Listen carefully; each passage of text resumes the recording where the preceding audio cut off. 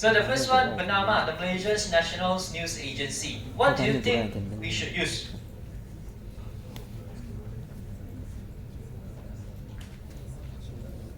You can actually go to new page over here. You can go to page 2 if you want to. Alright. So the first one, Bernama. Okay, Malaysian National News Agency. What do you think? So because Bernama is actually an established company, right, which means they already have their own website for all the news. Okay. Now, if I'm Bernama, do I need to create specifically a native app for this one, for my own news agency? No need. Okay. The reason is expensive. All right. Okay. Acceptable. Other. Okay. So if we look at Bernama here, right? Sometimes for company itself, right? For the sake of cost, they say, hey, I already have my own website. Why don't I just use mobile web? Okay. I just need to ask my IT team to manage the website itself to become what we call mobile friendly. Okay, then any mobile users can actually access through their phone, through the URL. So this one will save cost and save time in development. Okay, so the first one will be mobile web app. So second one, Super Mario Bros, a game developed by Sega. This one very clear, native. Why? We need the device performance. Okay, we cannot do it with hybrid or with mobile because since this is an actual game, Super Mario Bros. So we wouldn't be able to run it on just a web or other servers. Okay, we need it to be run on our native, the actual device itself. Okay, so Starbucks Central, a shopping mall. Now this one is a bit tricky here. It can go with mobile web or it can also go with hybrid. Okay, so this one is a bit tricky. Okay, it depends on the needs or the requirement of the shopping mall itself. Now imagine this. I'm not sure any one of you are doing FYP. Mostly doing FYP, right? So some of the topics that I've seen before, they will talk about doing an app for shopping mall. Okay, so it depends on what you are proposing to the shopping mall. Okay, if you are saying that I want to have like indoor navigations, okay, indoor navigation, maybe you want to use AR, augmented reality. Then can we actually run it on mobile web? No, right? Because it's AR, augmented reality. We need the device performance to actually run this. Okay, so we'll go for native. Okay, but if you say I'm actually developing a mobile app just to introduce the shopping mall, or saying I want to show some of the promotions that I have, then which one can we use? Which one can we use? Hybrid or mobile app? Okay, so clear on this one? Let's take a look at our question. Hybrid, native, mobile app. You can actually use this one. You can type it. Alright, doesn't matter. Okay. Do you have anyone else? Okay, but thank you for writing out the answers. Okay, then you can actually refer back later on. Alright. So no questions about this? Can I move on? Yes. Those are just up top. Okay, right. Let's go. Now, this is the part whereby we want to look into, right? But most of you already know what we are using, programming languages and tools. Okay, so what are the programming languages that we use for all these different types of mobile apps? Okay, for native, we have Kotlin, we have Java, we have Switch, we have C++. Okay, so Kotlin is very new programming languages. Okay, it started off in 2011, if I'm not mistaken. Then back in 2017, Google actually adopted and put it into Android mobile application development. Why? Because Google wanted all the developers to actually focus on the functionality of the mobile apps. Okay, they don't want you to spend too much time on the code itself. Right, so that's why they want a simpler code, which is Kotlin. Okay, you can see nowadays the trend with mobile programming languages, right? We are trying to move into less code. Okay, less code but more functionality that we want to code up. Okay, so that's why Kotlin comes into picture. And some of you, if you already done the practical 1.4, okay, whereby there's a short intro about Kotlin, you will know that actually Kotlin is quite powerful but very simple to do, so simple to use. Okay. Then we have C++ here. Why do we have C++? Okay, especially if you are developing mobile apps for games, okay, you will need C++ because a lot of game engine is in C++, right? Like Unity and so on. You can actually plug it into our Androids, okay, and you can develop games through the engines, right? Of course, then we have C. The C here and Swift is actually corresponding, right? Those are for iOS. Okay. Then we have Java. Java here is very old. Not say very old lah. Okay. Android development started with Java.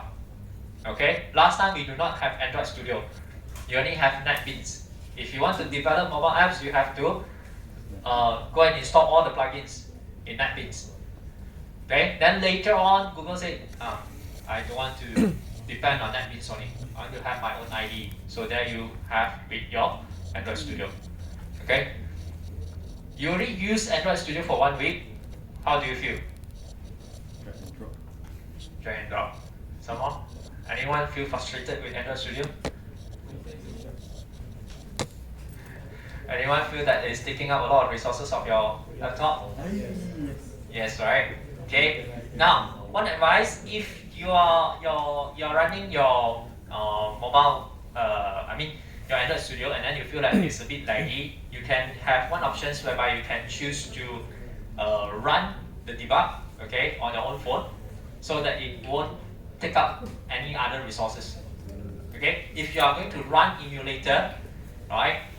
Your emulator is going to take more resources, so you will see your whole laptop is going to be lag, right? Unless you add in more RAM. Okay. So then let's take a look at hybrid now. So hybrid very simple. Okay, it's a web plus native. So most of the things that we can see is HTML, JavaScript, and CSS. All right. Then now, if we take a look at those what we call Flutter. Flutter are using Dart. Okay, we can look at Dart. Okay, some of the new languages are coming in. Okay, if you want to try Flutters, those of you who want to use Flutters, you can look into the programming languages as well. So web, of course, we just stick back to the HTML, JavaScript, and CSS. Right. So what are the tools that we can use? Okay, Android Studios, right? Free, Xcode, paid, right? So the TZ Studio and this TZ Studio here, okay, we very rarely will use it because mostly it will for those electrical appliances, okay, that you want to code on. Okay, then we have our Visual Studios and Huawei Quick App. So yesterday, if you attend the webinar, then you'll be able to see this Huawei Quick App, right? So you see, this iOS, before you develop, you want to use their IDE also, you need to pay. Okay. Some of you might say, I can actually crack it, yes, but not something that we're going to do. Okay. So here we have Flutters, we have React Native, right? This is for cross-platform. Like what I mentioned just now, Flutters, React Native, okay, Ionic. So the very first cross-platforms tools that we use are PhoneGap and This one, Xamarin. Okay, then later on only we have Reactive, and we have Flutter. Okay, moving on, mobile operating systems. Okay, so before I move into this one, let's watch another video.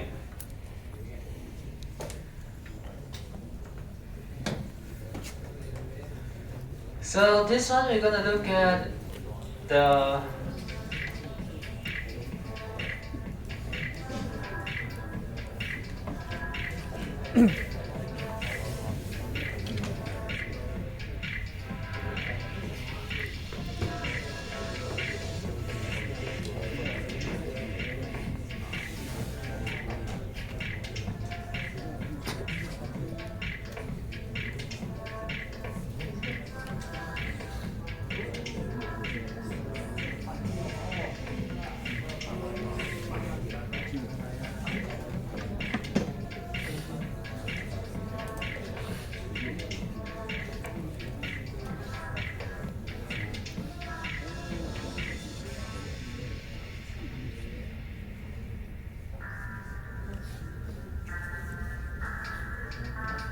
if you link back to the mobile phones just now from the year, then you will see the difference.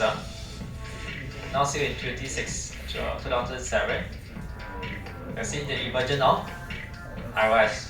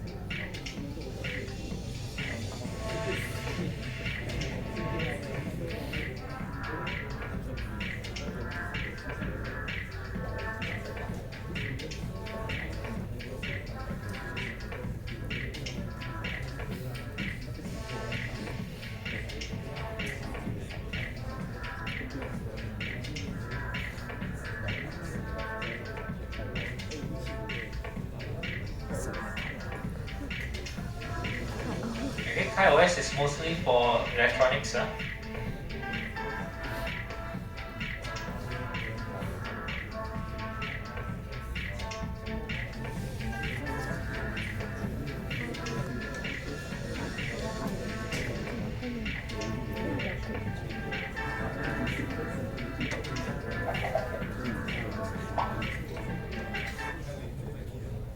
Okay, so this is up until 2019, right? So we still have one OS missing from here, which is Harmony.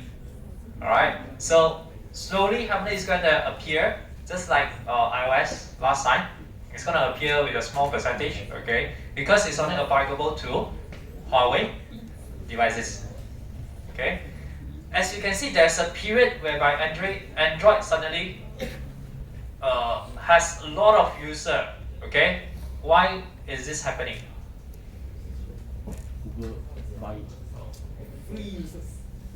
Okay, now you see, because Android itself is a open source, right? Any manufacturer, phone manufacturers can actually use their OS as their mobile OS, okay? And they don't have to pay anything, right? And it benefits the Android itself, okay? So that's why there's a sudden boom in Android user, right? As we can see here, until 2019, there is about 10% of iOS user on it.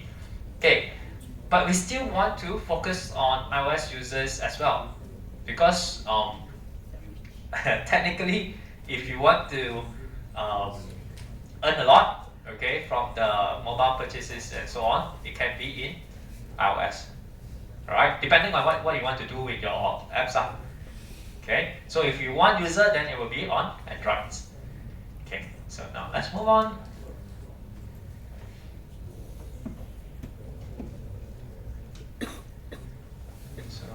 skip this one. Alright, over here, this is the Harmony OS I mentioned just now, and then we have one more, full shell.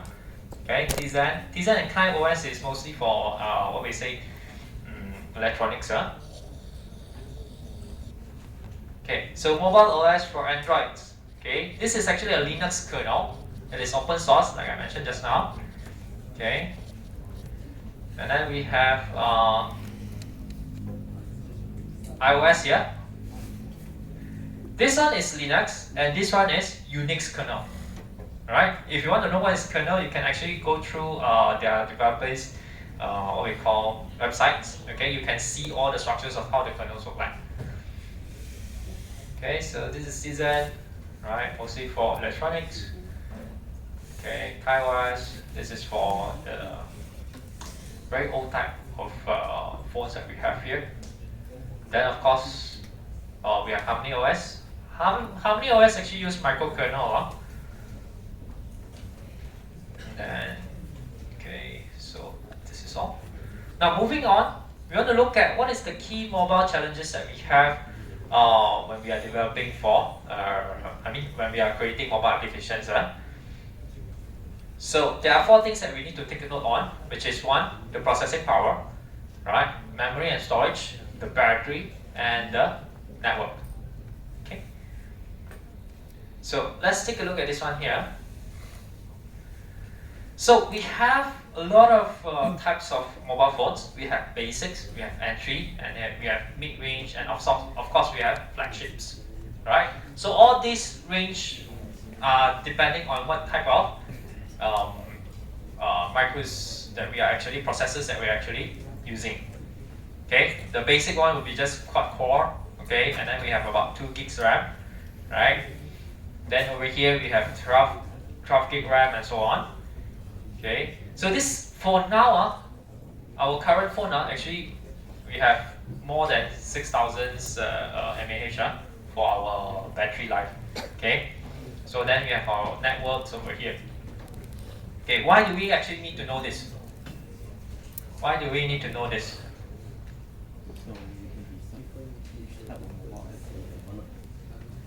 Okay, now when you develop your mobile website, okay, you need to know who is your user.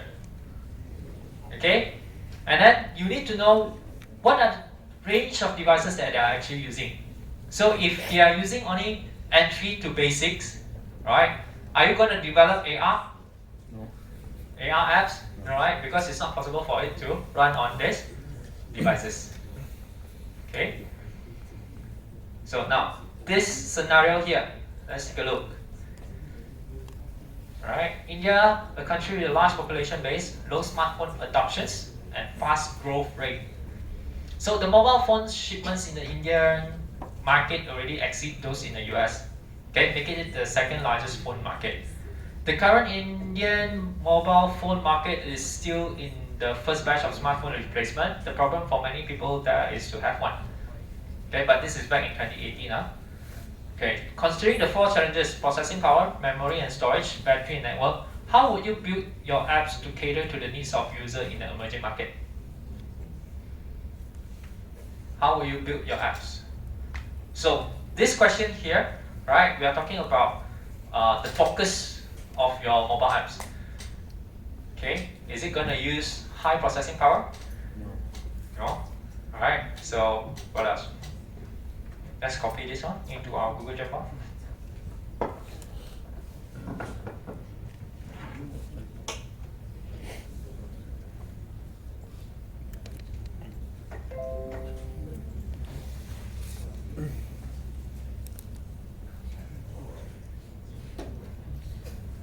So this one I wrote away.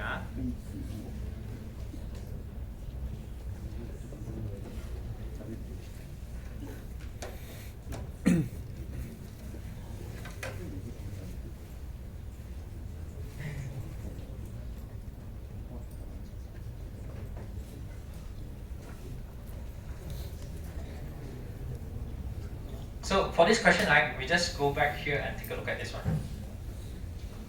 Right? So we have our performance, and then we have our battery, and then we have our network, What else? What else do we need to focus on? Alright, memory and storage, battery and network. Alright, so memory and storage, battery, network. Okay. Now, why do we need to consider battery as well? Why do we need to consider battery as well? So we can use longer. Alright, so if you are using some your apps, okay, that will track the user locations, okay, what happened? You're consuming the battery. Yes, you are going to consume a lot of battery power, okay, non-stop one. So, would your apps able to run long time on the user's phone? Alright, so for emerging market, usually what we will focus on is either from mid-range to basic. Even mid-range for emerging market will be a little high, okay? Maybe you can focus on entry to basics. So when I say entry to basic means that you will have less processing performance, which is the processing power, less memory, mediocre battery power, and of course your network will be about 3G to 4G. You won't be able to run on 5G. Okay? For example, so my phone here, this one, this is Huawei. This is quite an old phone. It won't be able to run on 5G. So if I would develop some streaming apps, right, which consume a lot of what we call data, okay, this one will be a problem, right? Where else? Okay, although this is iPhone, okay, but it can actually access to 5G. So the types of app that you want to develop for these two devices is very different. Okay, so with 5G itself, we know that the speed is quite fast. Okay, you can focus on delivering more content. Okay, like streaming or whatever it is. Okay, for a faster content delivery, right? It's very different, when you, especially those who watch live stream and so on. You see the difference between 5G and 4G and 3G, right? Okay, any questions for this part here? These questions? So now you see, right? We already have 2 sessions of questions. Okay, all these questions is going to based on case scenario. Okay, so you expect this is what I'm going to ask when it comes to final exam later on. Okay, or written test. I'm going to ask something like this type of questions. Okay. So let's move on beyond mobile apps. So nowadays, we have to consider something. Okay, app is no longer fixed on mobile already. Okay, it's moving to wearables. It's moving to smart home appliances, even car. We are using apps. Alright? So we can look at what are the types of things that we need to consider when you want to develop apps. Even with augmented reality, AI, and blockchains. Okay? So these are the things that you can actually think of when you want to develop app for an assignment. Right? If you want to develop something like AR or you want to develop something related to AI, yes, you can. Alright? But make sure that you can complete it in time. Alright? Let's move on. So this one, this example here is a laboratory. So this is actually a AI. You can actually recognize the images, okay, what it is, right? Then we have something like this is AR here. Okay. So before this, I have one project whereby it's quite interesting. You know, poster. Usually, poster is just hard, physical, right? And then nothing can be delivered. So what we do is we can actually recognize the poster, okay, through AI as well. Okay, it will recognize how the poster looks like, and then it will capture the video from the database. Okay, so your phone, when you hover over, right, there's someone standing there actually talking. So that's for AR. So then, of course, we have blockchain. Blockchain, there's a lot of things that you can actually do, like fintechs. Okay, yesterday, Huawei's HMS, okay, they did touch something about fintech, right? They have the plugins and the API for you all to actually use to develop fintechs easily. Okay.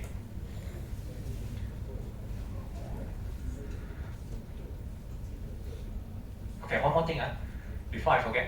So those, even though yesterday you didn't manage to go into the webinar, right?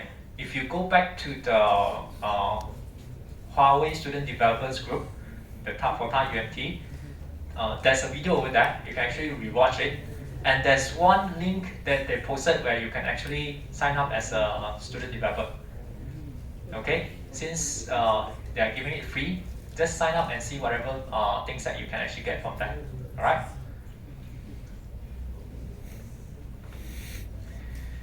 Okay, so let's look at our app components now. We are going to focus on Android. So we're going to look at what is the app components that we have.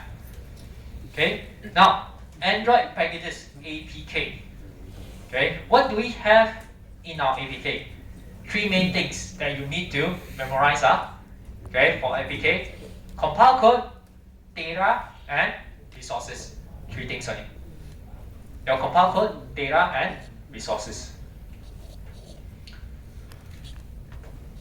Okay, so each Android app will have its own security scan box, and each app is actually a different user to the OS.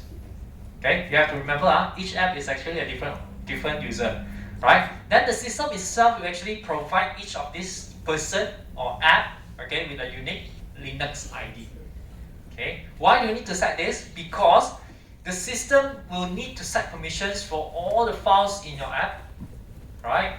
And each of these apps will only run in its own Linux processors. So that's why it has its own unique ID, right?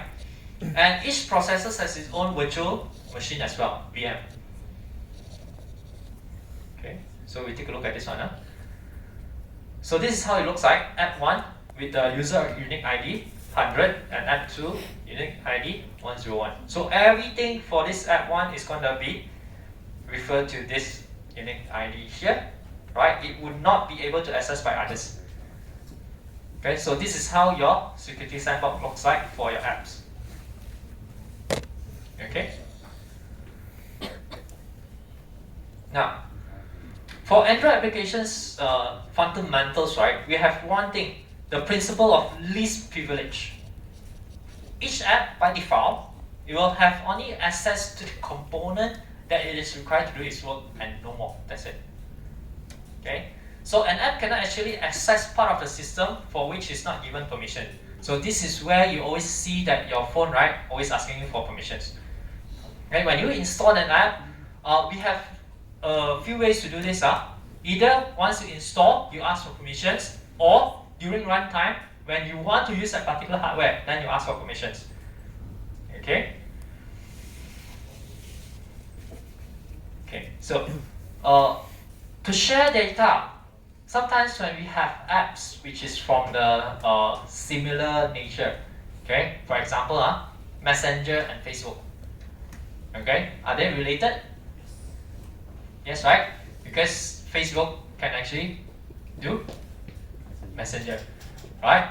So that's why this is where they can actually share data. Okay, but according to our security sandbox here, we cannot actually share data because each one of it using unique ID. So how? Okay, two apps could share the same Linux user ID to allow access each other files. Okay, the two apps must be signed with the same certificate. Okay, what is certificate here? Now, if you are developing an app to be published into the Google Play Store, the first thing that we will do is to create a certificate through the Google Play Store dashboard. Okay, it's like a key for you to actually publish this into the Google Play Store. So this key itself right? If you share it between two apps, which means your Android will actually recognize as, oh, they are going to use the same unique ID. Okay, the Linux ID, they're going to use the same. Okay, so the reason is to actually conserve system resources. Apps run in the same Linux process and share the VM. Right, so this is how it looks like. When you have the same unique ID, it's going to be sharing all the things here.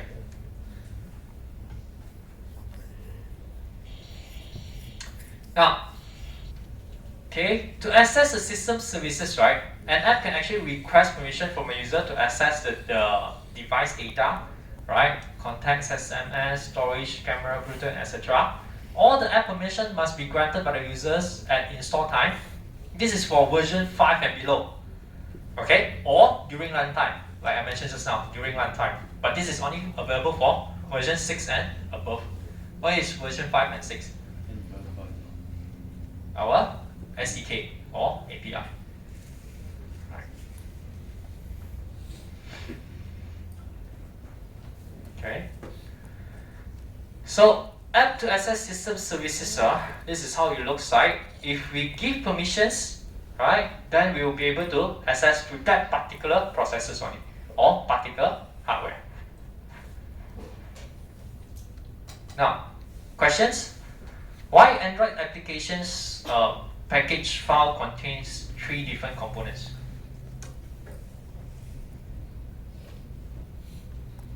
We need to make sure that we have a separation between our compile code, okay, our data, and also our resources. It's very different, huh? Okay, so explain 2 ways the Android apply to protect app data and user security. So we have 2, which is? Principle of least privilege. Yes, principle of least privilege, and then? Each security sandbox. Yes, correct. So you have your own security sandbox and the principle of least privilege. Okay, so let's move on. Do you all need a 5-minute break? Yes. Yes? Okay, so now it's 11:13. We come back at 11:18. Right, take a short break. Yeah, almost there. Okay, once we come back, then we can conclude things.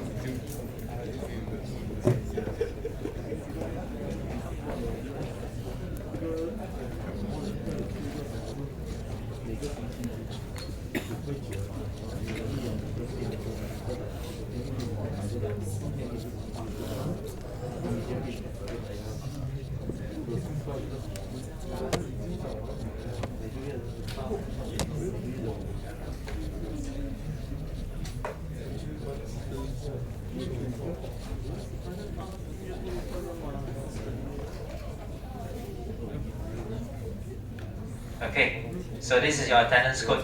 You can sign in now.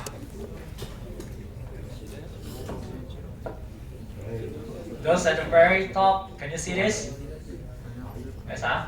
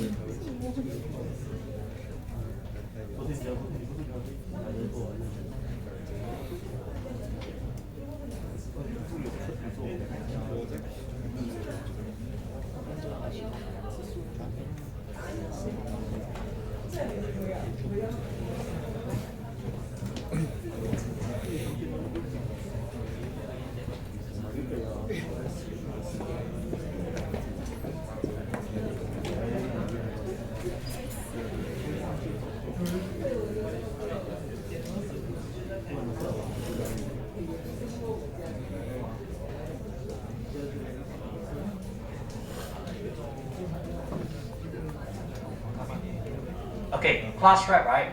So I created a group for all of you. Okay, so in that group itself, can you give me the time available for us to actually replace our lecture? You can just put it into our group, and then we'll all see which day we can actually do it. Just put it in the group up. So discuss this, and I'll select which time is where I'm actually available. We try to avoid Saturday. We try to avoid Saturday. If we can do it on weekdays and weekdays, I don't want to disturb your Saturday.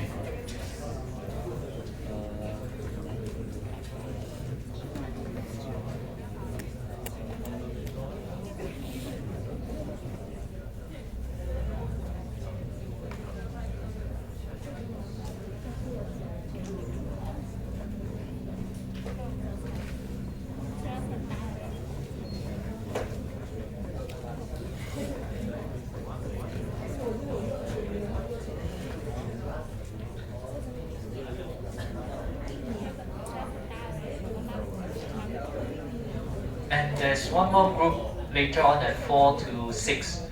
Where are you? 4 to 6 today? Practical? Okay, so the class rep for this group, you also need to let me know which day we can actually replace for your practical. Okay, we need to replace one.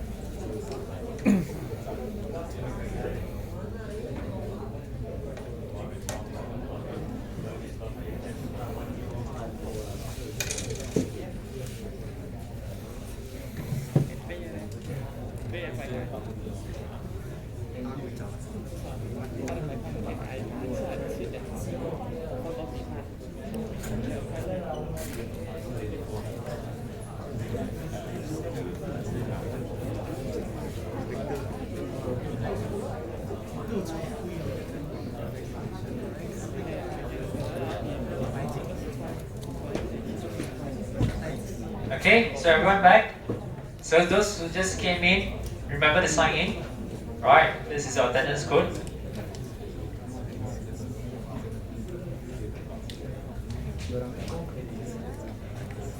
Okay, so let's fill now. So we're going to talk about our app components. So for Androids, you have 4 app components, very easy to memorize, which is A, B, C, and S. Okay, A, B, C, and S. So A stands for activities, B for broadcast receiver, C for content provider, and S is services. So what are they? Now, the first one, activities. Alright, so an activity is actually a screen, a window in which to draw its user interface, which is your UI. An app may consist of multiple activities. One of the activities is the main activity that launching an app. So I'm going to repeat this one more time. I believe I already mentioned this in our practical lab. Try to adjust yourself from seeing a screen as a picture. Okay, try to avoid that because you are actually developing a mobile app. So use the term correctly. So for UI, you are actually developing activities. Okay, try to do this. So because I understand that it is for a few years you already get used to the term page because of the web development. Okay, but in mobile, try to change your term a little bit to activity for screen. Can? Okay, so when you present, those group leader, you have to mention to your teammate, hey, this is activity, this is activity. Alright, we do it, we try to practice this. Okay, so let's move on. Well, for broadcast receiver, so activity, no problem, all understand, right? Yes. Very simple, just a UI. So broadcast receiver. So this is actually a messaging system, okay, used by the system and apps. So this messaging system is only used by the system and apps. There is no UI, but it can actually create status bar notifications. Right? So an app must register to actually receive an event.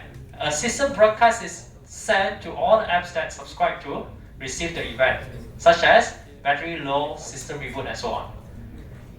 Okay, let's take a look at an example here. So our WhatsApp here, we registers to the broadcast receiver.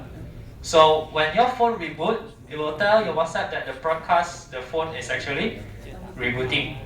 So what it does is, it will go and request for new messages from its own remote database.